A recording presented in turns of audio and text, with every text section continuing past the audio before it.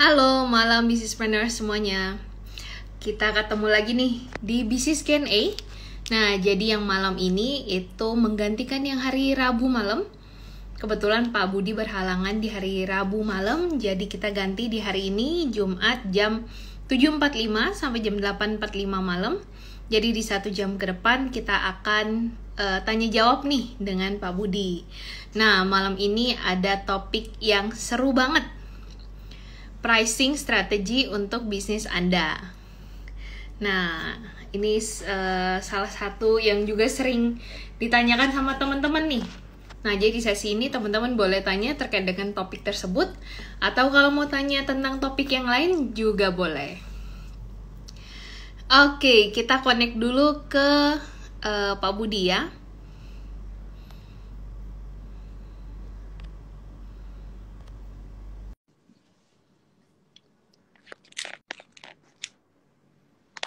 Oke, malam Pak Budi. Malam Melisa, apa kabar? Baik Pak, Pak Budi apa kabar Pak? Baik, sorry ya hari Rabu malam nggak bisa ya karena lagi di jalan itu takutnya nggak bisa nggak enak lah di jalan kan ya. Uh, Live nanti. Stabil juga Pak internet. Betul, internet nantinya segala macam ya udahlah kita pindahkan jadwalnya. Soalnya paling seru lah pokoknya kalau live gini kan bisa banyak tanya jawab dengan teman-teman semua yang hadir. Yes, betul sekali Pak. Wah, ini luar biasa nih teman-teman. Pak Budi itu jadwalnya padat banget, tapi tetap menyempatkan waktunya untuk live Instagram nih, menjawab pertanyaan dan berdiskusi bareng dengan kita semua. Oke, nah malam ini kita topiknya seru banget nih. Kalau ini sebelumnya itu kita membahas bagaimana sih cara membangun tim yang loyal dan kompeten. Nah, malam ini kita ingin membahas strategi pricing untuk bisnisnya teman-teman gitu. Oke, wah ada Mbak Amel juga. Malam Mbak Amel. Iya, ini sibuk soalnya ada workshop triple value nih Senin. Jadi lagi sibuk mempersiapkan. Luar biasa Pak. Ya. Besok saya ke Bandung sampai hari Minggu malam ada ini acara foodies gitu. Foodies teman-teman yang belajar, yang ada bootcampnya. Saya jadi belajar juga di situ sama teman-teman gitu. Jadi full terus, nggak ada waktu gitu. Nah ini teman-teman kita harus manfaatin sebaik mungkin nih 1 jam ini supaya kita bisa langsung kayak tanya nih ke Pak Budi. Oke baik, kalau gitu kita langsung mulai saja Pak. Ya. Ya silakan Pak. Oke, terima kasih Melisa. Terima kasih teman-teman businesspreneurs yang sudah hadir ya di live Q&A ya, Business Q&A, acara memang rutin dari business.id. Mudah-mudahan teman-teman banyak bisa belajar bersama-sama. Sekaligus juga kalau misalnya nanti mau belajar lebih dalam, ya jangan lupa download ya aplikasinya business.id. Mudah-mudahan di websitenya juga bisa. Di situ banyak gratis ya, video-video gratis banyak banget gitu ya. Yang mau belajar lebih serius juga ada e-course-nya juga, silakan gitu ya. Nah, malam ini saya ambil topik untuk pembahasan supaya nanti ya membuka pemikiran dan membuka pertanyaan-pertanyaan, walaupun tadi kayaknya sudah ada juga pertanyaan-pertanyaan di Instagram saya ya. Nanti bisa kita lihat juga, kita coba lihat tanya jawab nanti. Ini masalah strategi pricing ya, strategi harga ya. Kita bahas karena saya lihat baik di Instagram saya sendiri, di posting-posting saya berapa kali ya saya bicara mengenai pricing strategi. Kemudian juga banyak sekali teman-teman yang mungkin di Instagram yang lain-lain, entah itu Pak Biakto, ya, Pak Baskoro, mungkin Mas Dodi, Mas Yuzak, dan segala macam lah. banyak bicara mengenai perang harga misalnya ya. Kenapa teman-teman akhirnya kok kita nih perang harga terus gitu ya? Apakah bisnisnya itu dagang, apakah itu bisnisnya kuliner, jasa dan segala macam. Ya karena mungkin belum paham ya sebetulnya apa sih sebetulnya yang membuat orang mau membeli suatu produk atau jasa itu dengan harga tertentu kan itu ya. Nah, sebetulnya di dalam Smart Business Map BSBM 7.0 yang ada di business.id, ini kita bahas juga ya, sudah kita bahas juga di modul 2-nya ya di Market Landscape itu pertanyaan kalau nggak salah itu nomor 7 ya. How do you sell your product ya? Bagaimana caranya Anda menjual ya produk Anda? Nah, salah satu tentunya sebelum Anda menjual produknya, tentunya Anda harus menetapkan dulu nih kalau produknya sudah ada atau solusi yang akan diberikan ke konsumen sudah ada, segmen yang ingin kita layani sudah ada, ya produknya menurut kita juga sudah bagus dan segala macam. Kita punya uniqueness-nya, ya diferensiasinya, perbedaannya. Tapi tentunya setelah itu kita harus menetapkan harga nih, kan gitu ya. Nah, di dalam Smart Business Map itu saya sudah sampaikan juga bahwa sebetulnya banyak faktor-faktor yang harus dipertimbangkan dalam menetapkan harga ya. Jadi kita definisikan dulu ya harga itu. Nah, kalau macam-macam definisi orang sih. Kalau kita ingat misalnya Pak Baskoro ya, Pak Baskoro Hadi dalam value creation-nya, modul value creation ya, pelajaran value creation, dan juga sering beliau sampaikan sebetulnya harga itu, price ya, harga itu orang itu membeli value dari produknya. Ya, jadi value itulah yang akan dihargai orang dengan harga tertentu, ya, value-nya. Nah, value itu apa saja tentunya? Tentunya ada value yang fungsionalnya, ya, yang fisiknya, tapi ada juga yang non fisiknya, gitu ya. Jadi intinya adalah kenapa kita misalnya ada barang ya yang mirip sekali dengan kita, mungkin nggak jauh-jauh beda ya, tapi mereka bisa misalnya orang mau membeli misalnya di harga katakanlah misal 1 juta. Tapi produk kita betul nggak kalah-kalah amat dengan dia. Nah, kita selalu bilang, wah saya kan produk saya bagus sebetulnya gitu ya. Tapi kalau kita taruh harga 1 juta, orang nggak mau beli. Gitu. Terpaksa kita cari harga yang lebih murah kan itu. Dan yang paling sering saya temui kan teman-teman kalau mengeluarkan produk atau jasa baru, lalu mereka lihat nih berapa sih harga di pasar gitu ya, berapa harga kompetitor misalnya. Saya harus di bawah itu gitu ya. Nah, ya itu bisa aja sih, boleh kalau itu adalah bagian dari strategi kita mau menetapkan harga kita di bawah kompetitor itu boleh saja. Tapi jangan karena kita nggak yakin aja sih, ya karena kita nggak yakin orang akan mau membeli produk kita kalau sama dengan kompetitor. Jadi kalau kita nggak murah, ya nggak bisa. Artinya nggak ada nilai lain kan ya yang bisa kita berikan ke dia selain dari ya harga yang murah kan itu. Nah itu kan ciri-ciri komoditas kan ya. Nah ada Pak Abi saya lihat tadi di postingnya dia soal komoditas misalnya ya. Nah kalau produk dan jasanya itu nggak ada bedanya dengan yang lain sebetulnya komoditas kan gitu. Nah komoditas itu ya harga yang paling murah yang dicari gitu.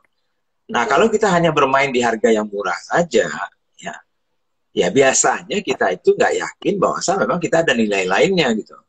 Nah sehingga bukan berarti nggak boleh sih kalau itu adalah sebuah strategi ya. Jadi kadang-kadang ada juga orang tanya kan, kalau gitu nggak boleh dong kita yang paling murah Pak Budi, seperti Lion gimana itu misalnya ya. Lion kan juga paling murah dia mungkin.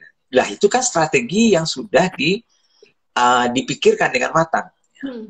Nah saya ingat juga di bisnis saya dulu misalnya ya, waktu saya masih di SGM, Sariusada dan Danone.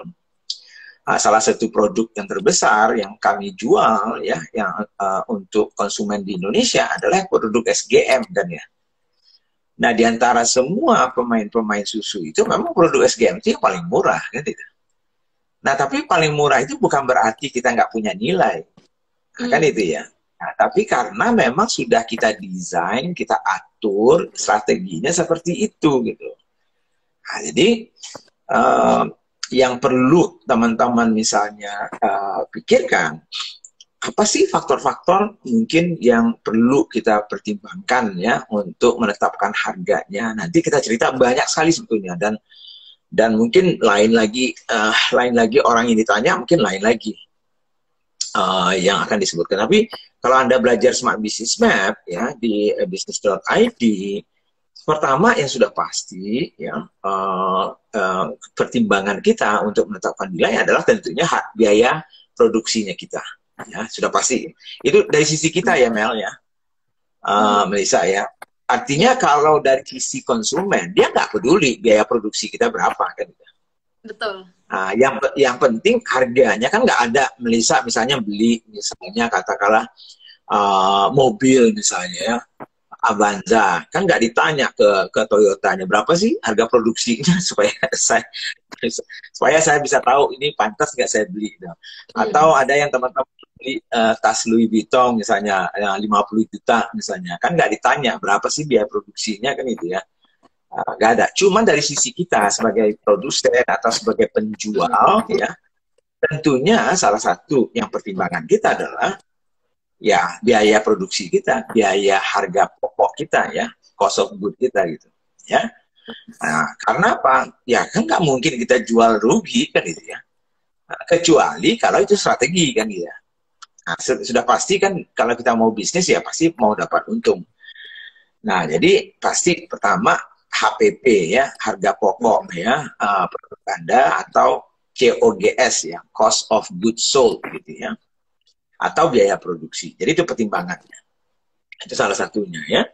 Nah, kemudian tentunya ada juga misalnya ya, tergantung ya teman-teman ini bayar pajak atau tidak gitu ya. Misalnya ya, kalau bayar pajak berarti pertimbangannya harus ada. Jadi misalnya kalau Anda dianggap sebagai produk barang mewah, beda lagi pajaknya. Itu di luar PPN misalnya ya. Ada yang nggak kena pajak. Pasti harus dipertimbangkan juga. Karena itu ujung-ujungnya harganya nantinya yang sampai ke konsumen, itu tentunya harus Anda pertimbangkan. Karena unsur itu pasti Anda masukkan. Nah, yang ketiga, yang bisa juga Anda lihat tentunya adalah, tentu kita juga harus melihat kompetitor kita bagaimana gitu. Walaupun itu bukanlah menjadi acuan utama kita, tapi minimal kita harus paham konsumen kita memberikan value apa sih dan harganya berapa, supaya kita paham bahwa produk atau jasa kita ini, kalau kita tetapkan harganya itu, value-nya itu tepat, yang sesuai dengan harga yang kita berikan untuk produk dan jasa kita. Jadi ada tadi biaya produksi ya, kemudian mungkin pajak-pajak ya harus dipertimbangkan ya. Memang kompetitor kita harus lihat ya, value apa yang diberikan, kemudian harganya berapa. Nah, ada juga yang misalnya tentunya segmen atau target market atau konsumen yang kita layani, kita juga harus pertimbangkan juga kan itu. Nggak mungkin juga misalnya kelas bawah lalu kita charge mereka harga mahal gitu ya. Walaupun menurut kita misalnya, menurut kita itu misalnya, wah kan nilai kita lebih. Ya kalau nilainya lebih sesuai dengan harganya, mungkin konsumennya tidak tepat kan gitu jadinya. Nah, jadi target atau segmen dari itu akan menentukan juga tentunya pricing kita gitu ya. Malahan kadang-kadang ada juga itu, mungkin ada pengalaman saya juga dengan beberapa brand yang premium ya, yang memang untuk kelas atas gitu ya, karena mereka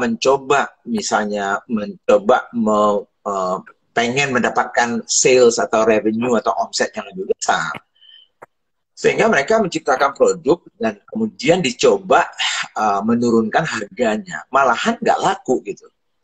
Nah, justru kalau pada mereka naikkan kembali harganya, jadi laku. Ya, itu ada lagi tuh pertimbangannya nantinya gitu ya. Jadi tadi ada biaya produksi, ya, ada mungkin pajak-pajak, mungkin ada kompetitor ya yang kita harus lihat ya. Tadi ada segmen atau target market kita juga harus kita pertimbangkan gitu ya. Kemudian tentunya ya value atau uniqueness-nya kita, uniknya, diferensiasi kita itu juga akan membantu kita menetapkan harga kita gitu. Nah, jadi apa sih buat kita bedakan? Nah, lalu yang terakhir juga yang mungkin jarang dilihat oleh teman-teman gitu ya, terutama UKM ya. Ini mungkin untuk perusahaan-perusahaan lebih besar, tapi supaya teman-teman ini paham aja. Ada juga faktor yang lain itu adalah faktor sensitivitas ya dari konsumennya. Jadi faktor sensitivitas itu apa sih misalnya ya? Jadi kadang-kadang ada konsumen-konsumen tertentu atau produk-produk kategori tertentu yang sangat sensitif terhadap kenaikan atau perubahan harga. Sehingga menetapkan harga tertentu itu penting banget ya supaya sensitivitasnya itu tidak nanti malahan menjadi negatif untuk kita ya. Jadi misalnya apa sih misalnya katakanlah misalnya produk-produk tertentu ya yang biasanya produk-produk yang tidak menjadi produk utama di dalam listnya, misalnya Melisa ini adalah list minimal kalau hidup saya ini apa sih yang saya perlukan gitu ya. Nah, itu biasanya beda-beda setiap orang kan ya. Nah, tapi misalnya gini lah, misalnya katakanlah misalnya Coca-Cola misalnya ya, karena saya pernah di Coca-Cola, kita tahu bahwa Coca-Cola itu juga cukup sensitif terhadap perubahan harga. Nah, itu misalnya ya contohnya ya. Walaupun tentunya tidak melulu ya, tapi ada ya, tergantung juga siapa konsumennya itu gitu.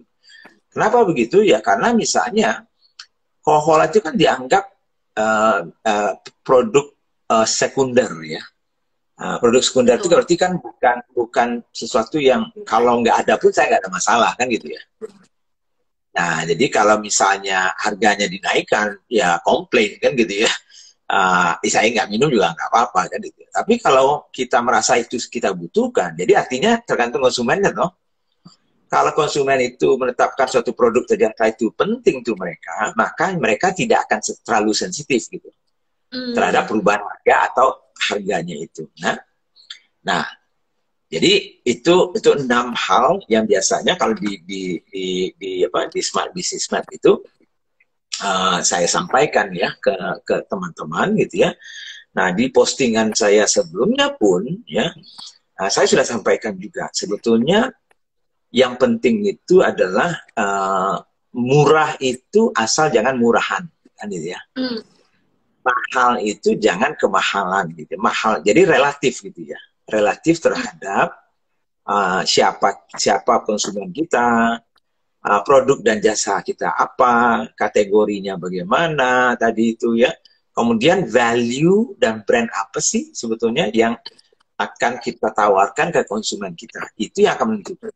Sehingga bagi mahal dan murahnya itu kan relatif ya Melisa ya.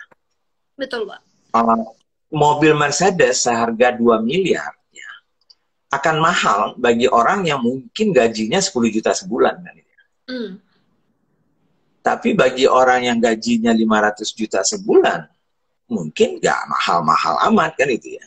Itu contohnya juga ya. Jadi artinya mahal itu relatif, murah juga relatif juga sama kan gitu ya. Bagi teman-teman yang income-nya besar, mungkin makan di restoran sekali makan satu orang 100.000 ya biasa-biasa saja. Tapi bagi orang lain, wah itu mahal. Saya ingat waktu saya ke Jogja berapa bulan lalu, kalau nggak salah sama istri saya, sama anak saya, kami kan hobi jalan keluar, cari-cari makan di pinggir jalan. Nah, saya udah tahu itu ada tempat yang saya suka itu sate apa namanya itu ya. Sate dan soto batas kota kalau nggak salah di Jogja itu ya. Dekat dengan hotel biasanya saya di Ambar semua tuh. Pas di depan Hotel Mercury itu ya.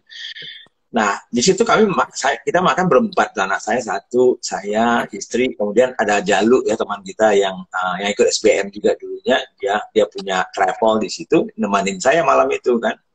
Kita makan berempat, satenya udah 3 ya, 3 porsi. Sotonya 2 macam, ada soto bakar, ada soto sulung, soto Madura, kemudian ada minuman segala macam, cuma 103.000 gitu. kita berempat tuh, 103.000. Saya kan ya anak saya terutama tentunya ya yang shock, wah murah ya. Saya juga karena saya udah tahu harganya, jadi saya nggak diam aja kan. Tapi sebetulnya bagi saya itu juga murah kan. Tapi bagi orang lain kan belum tentu. Kalau di Jogja ya, karena mungkin pasarnya lebih banyak mahasiswa dan segala macam, mungkin ya untuk makan di situ itu, mungkin ya dibilang mahal mungkin juga, tapi dibilang murah mungkin tidak ya. Tapi bagi saya kan itu, karena bandingan saya kan kalau di Jakarta itu saya sudah bisa 200.000, 2 kali lipat itu. Nah, tapi bagi saya adalah, nah ini contohnya kan ya, bagaimana itu satu ya dari sisi siapa yang menilainya murah atau mahalnya. Tapi ada juga caranya kita melihat harga itu adalah dari sisi value bagi orang yang menerimanya gitu, nilainya. Jadi bagi saya dari sisi misalnya rasanya ya, porsinya dan segala macamnya, sate tadi 3 plus soto dan segala macam tadi itu dengan harga cuma 103.000 untuk 4 orang itu, bagi saya sangat-sangat value for money. Ya, sangat terjangkau, malahan value yang saya dapatkan, minimal yang saya terima, ya ini menurut versinya saya tentunya sebagai konsumen, gitu ya, itu jauh lebih tinggi daripada harganya, gitu. Jadi kalau nilai value yang saya dapatkan itu jauh lebih tinggi, persepsinya saya, ini masalah persepsi ya, dibandingkan harga yang harus saya bayar, maka saya akan menganggap itu murah. Kan gitu, bukan murahan loh. Ya, bukan murahan loh. Itu bedanya kan gitu ya.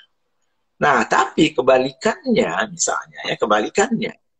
Mungkin kita makan di sebuah restoran ya. Mungkin restorannya oke lah, besar mungkin ya, keren misalnya. Habis itu kita masuk, layanannya mungkin kurang bagus, makanannya sudah biasa-biasa aja, lalu kita berempat, katakanlah kita kena misalnya 300.000 misalnya, kan itu ya. Nah mungkin saja nilai yang saya dapatkan ya untuk itu adalah nggak seperti itu gitu, sehingga saya akan mengatakan itu mahal 300.000 untuk pelayanan yang saya dapatkan, rasanya plus apapun segala macamnya ya. Nah itu step berikutnya. Nah, step lain dalam kita melihat harga itu adalah betul-betul memang kadang-kadang itu adalah masalah persepsi ya. Persepsi harga tadi itu ya. Value for money itu persepsi. Ya, tadi itu kita udah bilang, bagi orang yang mampu membeli Ferrari itu menurut mereka ya wajar aja harganya. Bagi orang tertentu tidak. Sate juga tadi seperti itu. Sate menurut mahasiswa di Jogja mungkin dianggap ya biasa-biasa saja atau mahal. Tapi bagi saya murah. Karena nilai yang saya dapatkan jauh lebih tinggi dibandingkan dengan harga yang saya. Plus saya punya referensi. Kan gitu ya. Saya punya referensi dengan harga yang sama. Misalnya di Jakarta saya bagaimana. Yang value nilai yang saya dapatkan itu wajar atau tidak. Kan itu. Nah, itu yang menjadi kunci sih sebetulnya untuk melihat harga kita. Jadi, cuman yang basicnya tadi, yang 6 tadi itu, Melissa, ya. Sudah pasti dari kita ya, pada saat kita menetapkan harga ya. Nah, kalau kita sudah menetapkan harga semuanya itu, waktu kita lempar harga itu ke konsumen, nah itu kita sudah nggak berdaya lagi menentukannya. Apakah nilai itu cocok atau tidak, karena konsumenlah yang akan menilai kita, kan gitu. Cuman kan nggak bisa kita tahu kan ya, sebelum kita tetapkan harga itu dan kita coba jual, kan nggak tahu kita feedbacknya konsumen itu bagaimana gitu. Saya ingat juga waktu di Jogja juga ya, salah satu produk Agrinesia Group ya, Mas Angga sama Mbak Rizka yang kebetulan saya support dan bantu juga gitu ya, bakpia kukus Tugu Jogja gitu ya. Packaging pertama itu yang besar, sekarang itu ada yang travel pack macam-macam ya. Nah, jadi waktu pertama memang sulit, tahun pertama itu malah nggak bagus ya, penjualannya nggak bagus, omsetnya kurang bagus gitu ya, banyak persoalannya waktu itu, komunikasinya, orang bingung bakpia kok bentuknya seperti ini, kok ada bakpia kukus segala macam. Nah, tapi dalam konteks kita bicara soal harga, ya waktu itu kita melakukan survei. Gitu ya.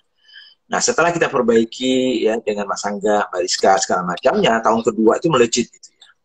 Melejit gitu ya, sampai akhirnya tidak bisa produksinya memenuhi permintaan, kan gitu ya. Nah, cuman waktu itu harganya seingat saya itu awalnya 30.000 gitu ya. Nah, jadi kita mencoba juga melakukan research dan survei ya. Bukan hanya soal harga, tapi yang lain-lain, tapi salah satunya harga gitu.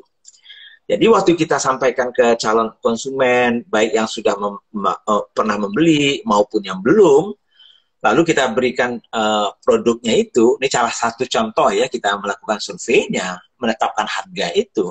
Lalu kita berikan briefnya dulu. Kita berikan brief, misalnya kita ceritakan bahwa produk ini apa gitu ya, story-nya lah, ceritanya produknya apa, fungsinya apa, cerita di belakang produk itu bagaimana, segala macamnya. Kemudian bentuknya seperti ini loh, lalu rasanya seperti ini loh, kan gitu ya, disuruh coba ya.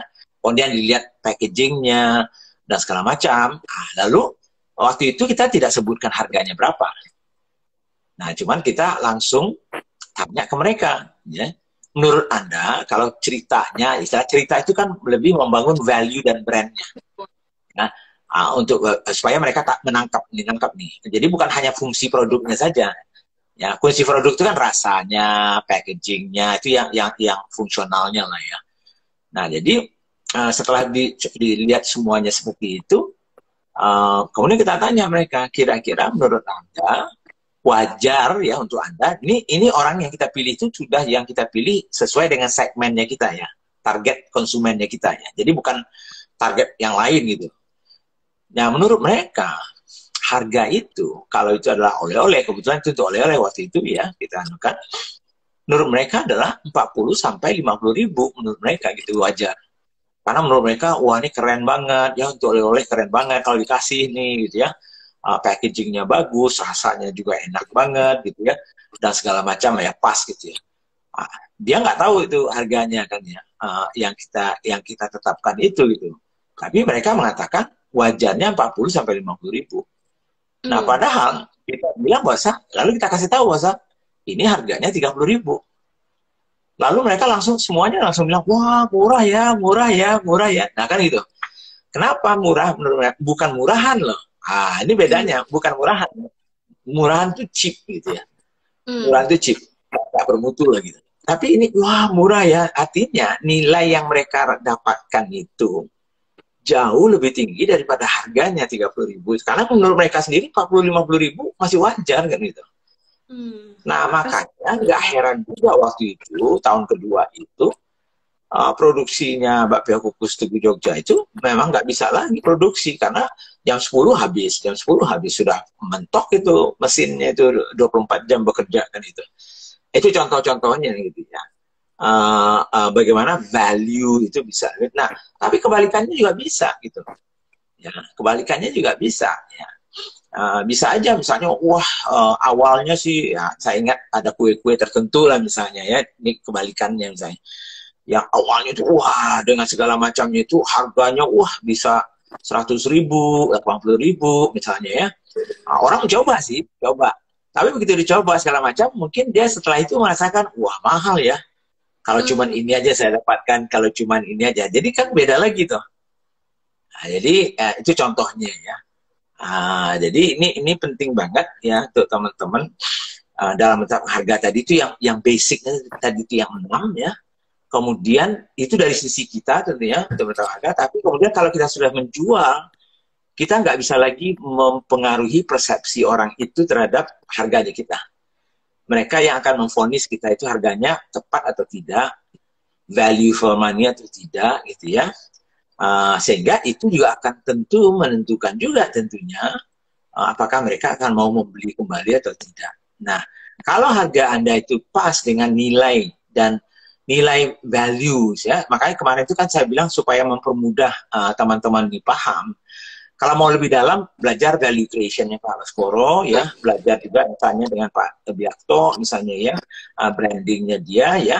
Tapi secara simple aja dulu ya. Kalau saya kan yang basic-basic ya, Melisa ya, karena saya ini orang bodoh gitu ya. Jadi saya kasih yang basic-basic aja, yang basic-basic aja dulu. Jadi dua aja yang paling gampang kita ingat. Bahwa harga itu ada harga untuk fungsinya, ada harga untuk emosinya. Emosi itu yang tidak terlihat, yang intangible itu.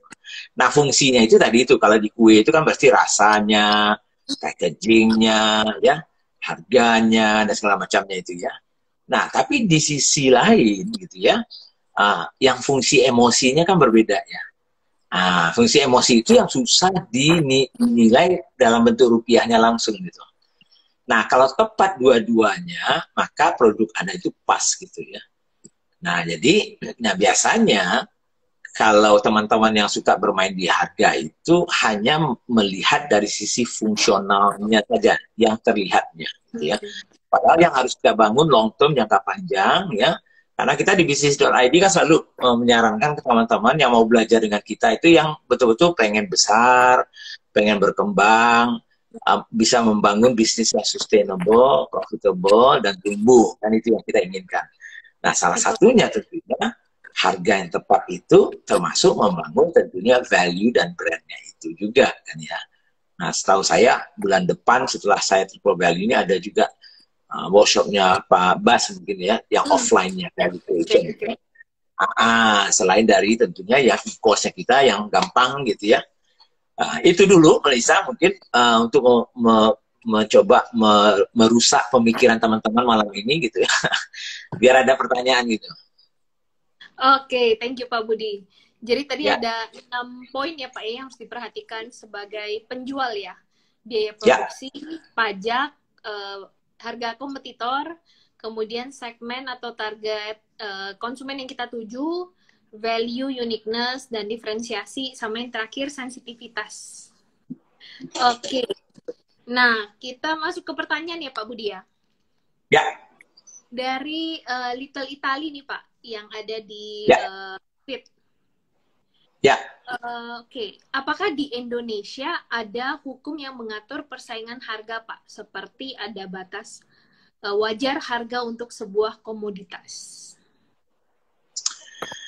Sebetulnya tidak ada ya. Saya tahu Little Italy kalau nggak salah di postingan saya itu dia tanya soal strategi predator ya, predator pricing ya, predator pricing strategy namanya ya. Jadi predator pricing strategy atau strategi harga predator ya, itu kan ngeri sekali, namanya aja sudah predator gitu ya. Predator itu biasanya yang memakan mangsanya gitu ya. Betul. Itu biasanya definisinya itu adalah ada perusahaan atau perusahaan yang mungkin besar ya, atau yang menguasai mungkin ya pasar ya, lalu ingin menghalangi orang lain untuk hidup di kategori itu. Jadi dia menyingkirkan misalnya kompetitornya itu melalui predator. Artinya apa? Dia banting harga toh. Dia banting harga ya, cukup lama sehingga orang yang nggak kuat nafasnya ya mati gitu ya.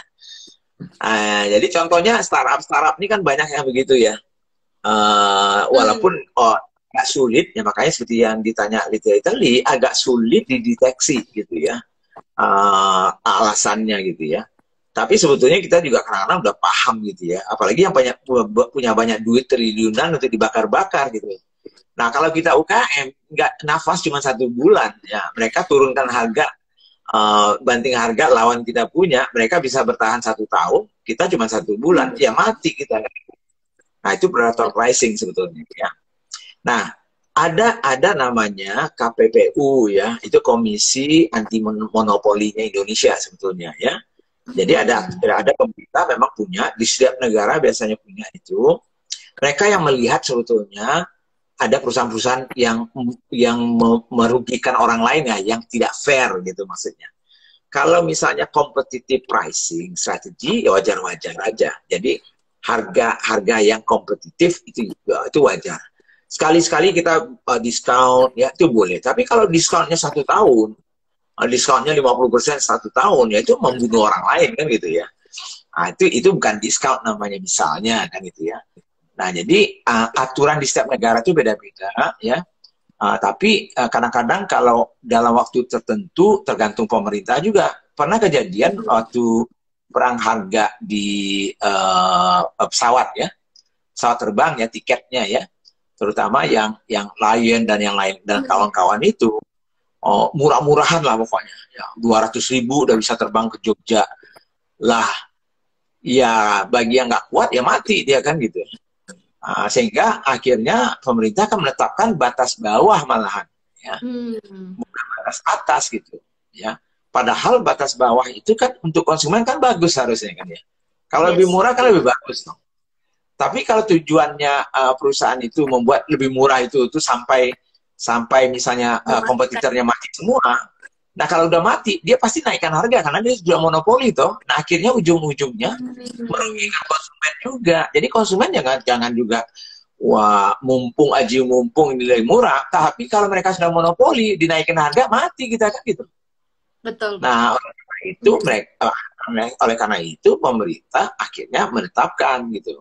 Tapi kebalikannya untuk produk-produk yang mungkin misalnya seperti beras ya, yang komoditas-komoditas yang sangat strategis, malahan pemerintah menetapkan harga atasnya gitu, jangan kelewat mahal gitu ya. Nah itu malah merugikan si pedagangnya kan gitu ya,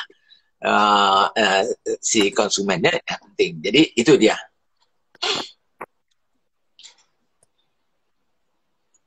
Oke Pak Budi, kita lanjut ke pertanyaan dari Adi Rangga yang di live. Kalau brand baru, apakah bisa langsung mematok harga tanpa perang harga, Pak?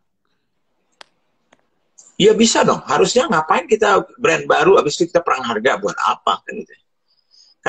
Karena kita nggak yakin aja, karena kita nggak tahu sebetulnya value kita apa, yang kita tawarkan ke konsumen itu apa gitu ya. Sehingga kita sendiri nggak tahu gitu. Nilai kita seberapa ya, sehingga paling sering yang saya temui ya teman-teman itu pada saat dia launching produknya atau launching bisnisnya ya pasti kebanyakan ya, bukan tidak semuanya sih, itu harganya di bawah kompetitor gitu karena dia merasa nggak yakin gitu. Jadi ya bisa-bisa aja kita mematok harga kita aja, ngapain kita mau perang harga dengan orang lain kan gitu. Benar. Kalau kita yakin tapi sekaligus juga mentes pasar kan gitu. Pasar yang menentukan karena kalau kita tidak mencoba, pasar tidak akan tahu juga nilainya kita itu apa gitu. Yes, betul sekali. Oke, next kita dari Tropical Care. Produk kami waktu awal tidak laku, Pak. Namun malah jadi laku setelah kami naikin harga. Itu kira-kira kenapa ya, Pak, penjelasannya? Ya tadi itu, seperti yang saya bilang, kadang-kadang kalau kita nggak paham value dari produk kita, baik value yang fungsional dan gitu, yang terlihat, maupun yang emosionalnya, ya. Nah, jadi kalau kita nggak tahu, akhirnya apa? Ya kita kan karena nggak yakin, ya kita taruh harga murah. Gitu. Nah, kalau saking murahnya, jangan-jangan orang mempersepsikan menjadi murahan. Nah, itu bedanya kan. Murah dengan murahan itu beda. Jadi, kalau sudah nggak wajar menurut konsumen, murah. Padahal menurut kita ya oke sih, bagi kita masih untung gitu loh. Kan itu ya. Betul. Tapi orang curiga kan, ini jangan-jangan kualitasnya nggak bagus, jangan-jangan itu. Nah, sehingga pada saat kita menaikkan harga, nah mereka baru percaya, oh ini wajar nih ya segini, sehingga baru mereka mau membeli kan itu sih alasannya. Betul Pak, apalagi untuk kategori-kategori yang mungkin lumayan misalnya terkait dengan kesehatan ya, ketika kita pakai kan kita juga kalau terlalu murah jadi takut nih, ini aman nggak nih kesehatan misalkan. Betul sekali. Oke, next dari Yuni Mustani Pak. Biasanya kategori produk apa yang sensitif harga? Yaitu produk yang mungkin tidak penting-penting amat gitu. Ya kalau yang nggak wajib orang beli gitu ya Pak ya?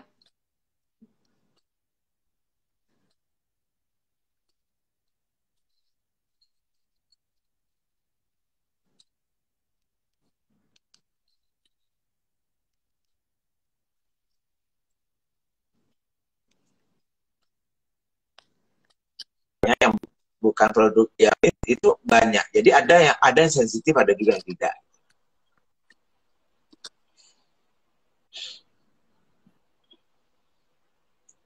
Halo Pak Budi. Ya, bisa dengar? Bisa, cuman tadi saya sempat putus-putus Pak. Iya, tadi putus sebentar kayaknya Melisa tadi. Oke, sekarang suara saya jelas Pak?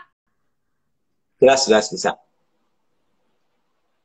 Oke, kita lanjut ke Haratakana. Bagaimana cara membentuk persepsi buyer? Apakah sangat bergantung dengan packaging? Lalu seberapa penting pengaruh jaminan atau guaranteed dan komparasi dengan kompetitor dalam penentuan harga jual? Ya, jadi kan tadi itu sebetulnya sudah terjawab ya, dan 6 yang minimal harus kita pertimbangkan tadi itu. Ya. Jadi packaging itu penting ya. Itu tentunya packaging itu kan salah satu cara kita memberikan nilainya ya di mata konsumen misalnya ya. Jaminan itu kan juga sebetulnya fitur ya, fitur-fitur fungsional ya, jaminan, packagingnya, fleksibilitas misalnya ya, service, itu semuanya itulah fitur-fitur fungsional. Nah, kalau ditambah lagi dengan fitur yang emosional, sehingga kalau orang itu mau pakai itu keren gitu ya. Nah, itu kan beda ya. Jadi kalau sudah fiturnya fitur yang emosional, itu sudah lebih sulit untuk dirupiahkan gitu. Kan gitu ya. Makanya saya cerita kemarin itu di feed saya, misalnya Hermes itu, tas Hermes itu bisa sampai 100 juta, 200 juta, padahal mungkin harga pokoknya cuma 10 juta, 5 juta gitu ya. Ya apa sih, secara fungsi pun ya, secara fungsi pun kalau kita lihat nggak akan bisa sampai 100 juta harganya kan itu. Lain kalau dibuat dari emas misalnya ya, emas 200 gram ditambah dengan berlian sekian, ya itu kan beda ya. Kenapa? Karena dia tahu yang dia beli 100 juta atau 200 juta itu bukan lagi fungsinya ya, tetapi lebih ke image-nya ya. Kalau saya pakai Hermes ini akan dilihat orang nih. Nah, orang pasti akan, saya orang kaya, saya orang keren lah, saya orang sosialita yang hebat lah. Itu yang dicarinya gitu. Jadi itu nggak ada harganya gitu. Itu bisa 1 miliar harganya, bisa juga gitu. Bukan 400 juta aja kan itu. Betul, Pak. Oke, wah ini seru nih Pak, banyak pertanyaan nih teman-teman. Ini dari Wartawayan. Untuk mungkin agak mirip nih dengan yang tadi kita bahas Pak. Untuk produk yang baru masuk pasar, apakah sebaiknya pakai harga penetrasi dulu alias lebih murah kompetitor, atau langsung jual lebih mahal kalau memang produk kita lebih unggul? Tadi udah dijelaskan sama Pak Budi juga ya. Jadi kalau kita yakin produk kita ya nggak perlu kasih harga lebih murah gitu ya Pak ya? Ya, kecuali tadi saya bilang tadi, kecuali memang ada strateginya kita. Jadi tadi itu saya kan saya mengatakan bahwa 6 faktor itu, dan yang tadi saya cerita itu adalah faktor yang untuk kita menetapkan kira-kira harga yang wajar dulu kan itu ya, untuk konsumen kita. Jadi katakanlah tadi itu yang wajar itu 1 juta ya. Tapi untuk mengambil pasar orang lain, di awalnya kita launching, misalnya kita kasih diskon, kita kasih misalnya buy one get one free, ya itu wajar, nggak masalah. Itu kan penetration pricing misalnya. Tapi bukan berarti harga kita itu, misalnya tadi itu harga kita 1 juta, pada saat kita penetrasi itu harga kita misalnya 500.000, kan bukan berarti harga kita 500.000. Harga kita tetap 1 juta, kan itu. Nah, jadi cuman itu adalah strateginya. Jadi strategi launching misalnya, strategi market acquisition misalnya. Salah satunya bisa saja sih memang kita lebih murah, atau mungkin tadi itu pakai bonus lah misalnya, bundling dengan produk orang lain ya, bisa saja. Yes. Oke, pertanyaan selanjutnya dari Sugeng H. Ini agak mirip juga dengan pertanyaan Lili Umar nih Pak. Jika Ya, harga produk sudah anjlok karena kompetitor, dia udah masuk ke price war karena kompetitor ngasih harganya selalu lebih rendah. Langkah apa yang perlu dilakukan nih Pak?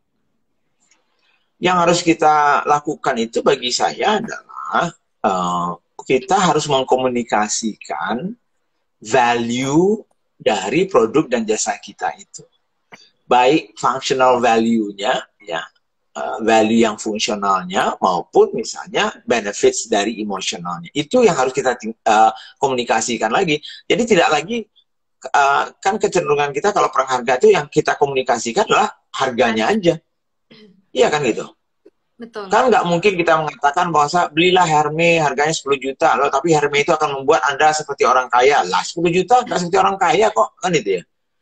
Jadi harus dikomunikasikan kenapa sih harganya memang 100 juta, bukan 10 juta gitu. Nah, sehingga kita mengedukasi memang akan lebih lambat ya, tapi kadang-kadang tergantung juga ya, kembali dikatakan tergantung di awalnya. Makanya penting banget di awal itu bagaimana konsumen itu melihat produk kita dengan pricing kita. Jadi pricing ini penting banget gitu. Salah satu yang mengakibat fatalnya, gagalnya launching, gagalnya kita masuk. Karena di awal saja, pada saat orang kita kenalkan ini itu, mereka sudah pricingnya itu sudah nggak tepat dengan value yang mereka dapatkan. Ya itu aja udah beda, apalagi sudah perang harga. Kalau kita berani perang harga aja, memang iya sih konsumen itu suka harga yang murah, tapi bukan berarti konsumen itu menghargai barang yang murah, kan itu. Betul. Betul sekali. Dan ya kalau kita juga harus bisa nonjolin diferensiasi kita atau uniqueness kita apa ya Pak ya. Jadi betul. Konsumen itu bisa ngelihat nih, oh bedanya itu bukan cuma harga, tapi produk si A ini itu ada uniqueness-nya, ada value yang berbeda gitu. Ya, betul. Kalau nggak ada, ya itu ya susah kita jadinya kan. Kita mau cerita apa? Harga lagi, Pak. Iya. Oke, selanjutnya pertanyaan dari Vexogen nih Pak. Ya. Di question. Untuk menaikkan margin, apakah bisa memakai strategi menaikkan size produk? Ini saya agak bingung sama pertanyaan. Bisa, ya. Tapi kembali kita katakan biasanya kan gini ya, margin tergantung kembali ujung-ujungnya kan harga pokok kita juga kan ya, cost-nya kita ya. Jadi kalau memang biasanya, tapi secara umum ya, misalnya gini. Kalau dulu saya misalnya kita punya SGM susu misalnya yang 1 kilo misalnya atau 900 gram misalnya. Ada juga yang 250 gram gitu ya. Nah, 250 gram itu biasanya marginnya akan lebih kecil dibandingkan yang 1 kilo gitu. Karena ada efisiensi yang didapatkan di yang size yang lebih besar. Sehingga secara tidak langsung, kalau Anda menghitung dengan benar dan cara membuat produksi atau mendapatkan barang itu dengan benar, harusnya size yang lebih besar itu biasanya juga marginnya lebih besar pada umumnya, walaupun tidak semuanya. Bisa. Oke, next-nya dari Dwi Prasetyo. Bagaimana cara cepat untuk mengenalkan value produk kita kepada konsumen nih Pak, karena kadang ada produk yang value-nya itu baru akan dilihat agak jangka panjang. Yang paling cepat terlihat itu kan benefits atau value yang fungsional. Ya kan itu, apalagi produk kita baru atau brand baru ya. Jadi yang harus kita memang di awal-awal biasanya ya, yang paling sering tentunya kita komunikasikan adalah apa uniknya fungsinya kita, fungsi dari produk dan jasa kita dibandingkan kompetitor ya, itu harus dikomunikasikan dulu gitu. Tapi selanjutnya Anda juga harus mengkomunikasikan nilai-nilai yang lainnya yang lebih ke intangible atau yang tidak terlihat itu yang emosionalnya. Karena itu yang jangka panjang. Karena yang jangka panjang itu memang panjang untuk membangunnya. Nggak bisa orang tiba-tiba Anda pengen menjadi sudah seperti terkenalnya misalnya Indomie misalnya. Padahal Anda mie baru ya beda kan gitu ya. Pasti membutuhkan waktu. Tapi minimal kalau misalnya Anda mau buat mie, mau nyanyi Indomie, maka Anda harus mengkomunikasikan fitur-fitur atau benefits, ya misalnya yang dikatakan Pak Baskoro tadi itu adalah yang membedakan Anda dengan misalnya Indomie misalnya, kan ya. Nah, sehingga minimal orang mempercaya dulu, tapi kemudian bangunlah story-nya, cerita dari emotional value yang Anda tawarkan supaya cocok nggak ini dengan saya, kan itu ya. Nah, kalau cocok value-nya produk dan jasa itu dengan konsumennya dan mengena untuk mereka dan Anda komunikasikan terus-menerus, maka itulah yang akan membangun nantinya tadi itu brand dan value-nya itu. Gitu. Betul sekali, Pak. Oke, kita lanjut ke pertanyaan dari Lin Hayati kali ini. Malam Pak Budi, itu tadi strategi pricing untuk produsen. Kalau untuk usaha yang ambil jalur distribusi bagaimana Pak? Iya sama, harga pokok itu kan kalau kita nggak produsen, harga pokok kita adalah berarti harga yang kita beli kan itu. Iya kan itu. Jadi, nah cuman persoalannya adalah ya.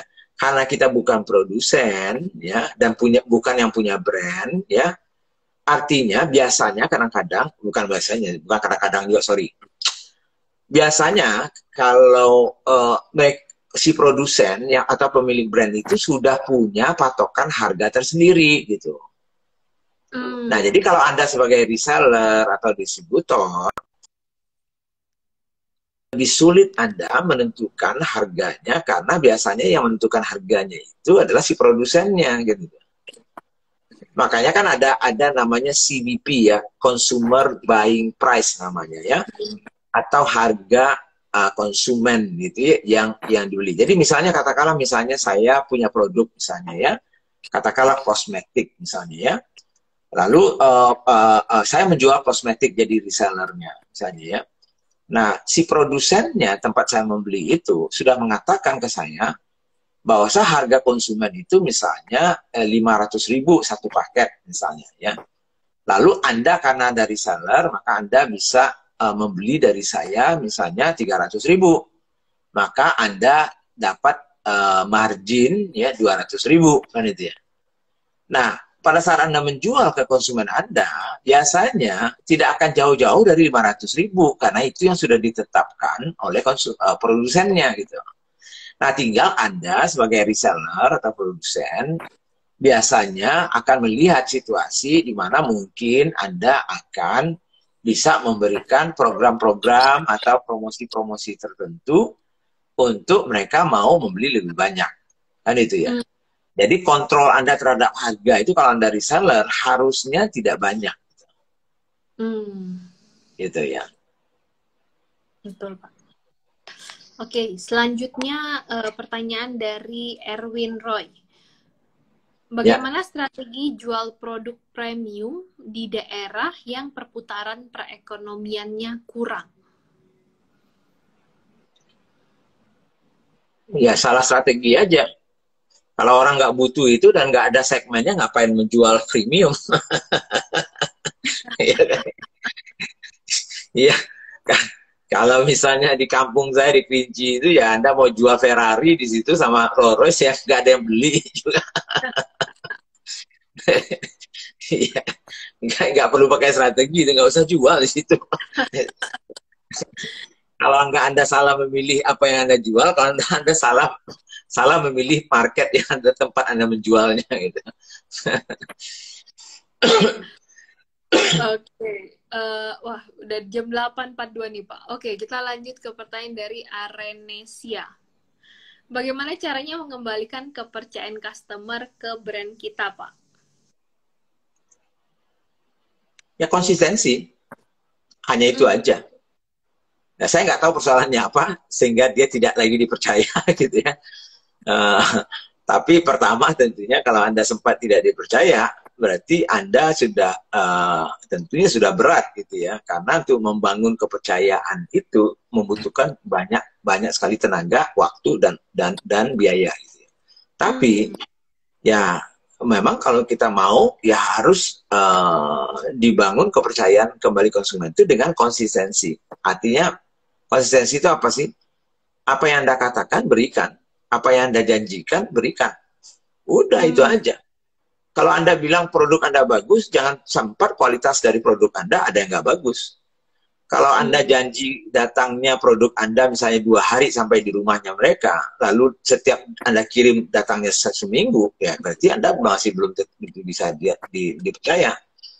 Kapan perlu berikan lebih dari yang diharapkan oleh konsumen, minimal ya, lalu konsisten Anda terus-menerus memperbaiki itu dan komunikasikan itu terus dengan konsumen Anda, lama-lama sih biasanya sih akan trust itu akan kembali. Gitu. Oke, next dari Dedi Indrianto nih Pak. Tadi kan sempat kita bahas soal value fungsional dan emosional.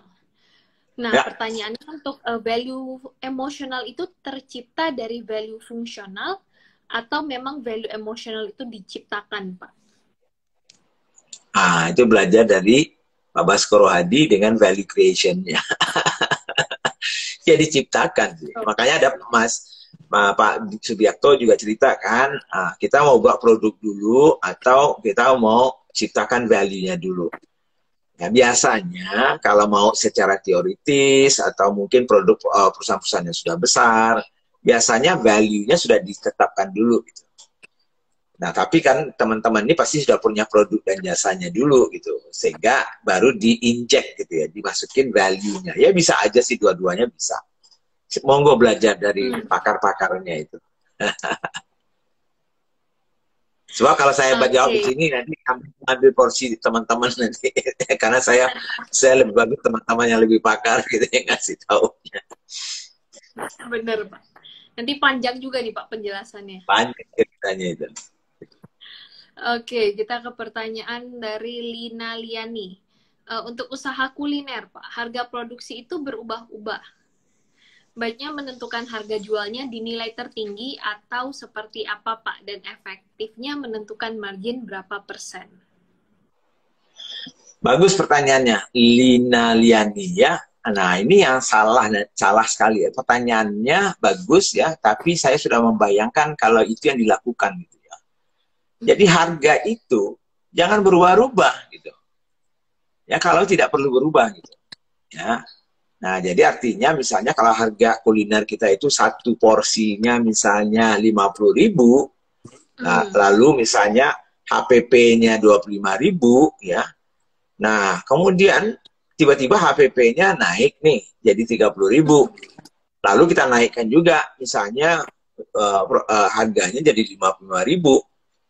Nah, kemudian HPP-nya turun, lalu kita turunkan, berarti Anda tidak konsisten kan itu.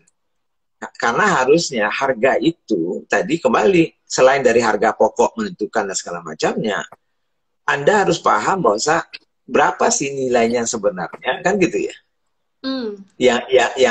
Yang menurut mereka wajar.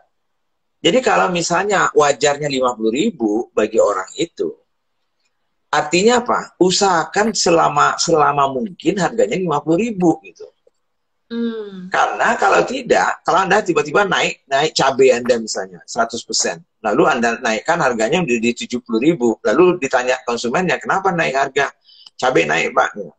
Loh, tapi nilai dari produk Anda itu menurut mereka cuma 50.000. Kalau Anda charge mereka 70 menjadi mahal dia kan itu. Nah, artinya apa? Anda harus mengelola HPP Anda sebaik mungkin, ya, gunakan strategi untuk mengelola sumber-sumber daya atau bahan-bahan baku Anda supaya bisa terkontrol. Kalaupun nantinya tidak mungkin lagi, mungkin kadang-kadang kita harus mengurangi margin kita, ya, untuk mempertahankan harga. Tapi ada waktu tertentu, ya, nggak mungkin lagi. Nah, kalau sudah tidak mungkin lagi, nah artinya apa? Ada dua kemungkinan. Anda naikkan harga yang sewajarnya sehingga sensitif atau tidak orang ini. Nah, tapi harus Anda komunikasikan itu dengan baik supaya si konsumennya merasa bahwa, oh iya ya, mungkin karena sudah banyak sekali yang harganya sudah naik, bahan-bahannya, jadi masih wajar lah misalnya naik 5% atau 10%. Sehingga value-nya itu masih oke juga. Gitu. Tapi kan harus dikomunikasikan itu. Ya. Nah, tapi kembali saya katakan, kalau misalnya harga itu mengakibatkan harusnya 10% Anda naikkan, karena Anda nggak mau rugi margin Anda. Lalu Anda langsung naikkan sesuai dengan kenaikannya itu, sehingga membuat nilai dari produk Anda itu dinilai dan dipersepsi mahal, Anda juga yang akan rugi. Kan gitu ya. Orang akan pergi ke sebelah. Kan gitu. Oke Pak Budi, itu pertanyaan terakhir untuk di sesi kali ini. Udah jam 8.48 nih, kalau kita lanjutin bablas. Iya. Senang teman-teman banyak yang hadir malam ini. Iya benar Pak, ini kalau udah ngomongin harga, perang harga, waduh banyak nih pertanyaannya. Thank you Pak Budi, thank you business planner semuanya yang sudah join di sesi hari ini. Untuk teman-teman yang tadi joinnya telat, jangan khawatir, kita akan save videonya di IGTV-nya Business ID, jadi teman-teman bisa akses lagi dan bisa diputar dari awal tadi pembahasan Pak Budi mengenai 6 poin dalam yang bisa dipertimbangkan dalam penentuan harga. Nah, dan jangan lupa untuk ikutin bisnis forum kita di hari Sabtu besok di jam 10 pagi. Kita ada topik seru nih, ngomongin soal brand identity bersama Mas Dodi Zulkifli. Nah, teman-teman yang ingin ikutan bisnis forum, bisa cek linknya di bio-nya Business ID, atau kalau bingung nanti bisa DM aja, nanti kita kasih linknya untuk teman-teman daftar. Dan untuk tadi teman-teman yang pengen belajar lebih lanjut nih mengenai Smart Business Map, SBM, atau Value Creation, teman-teman bisa langsung cek di aplikasi dan website-nya Business ID. Itu ada, teman-teman bisa akses modulnya secara fleksibel, dari mana aja, kapan aja, dan bisa seumur hidup.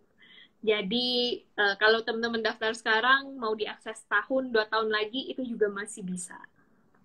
Oke, thank you Pak Budi, thank you Business Planner semua yang join. Sampai ketemu besok di forum jam 10 pagi. Ya, thank you semuanya. Selamat malam, terima kasih. Selamat malam.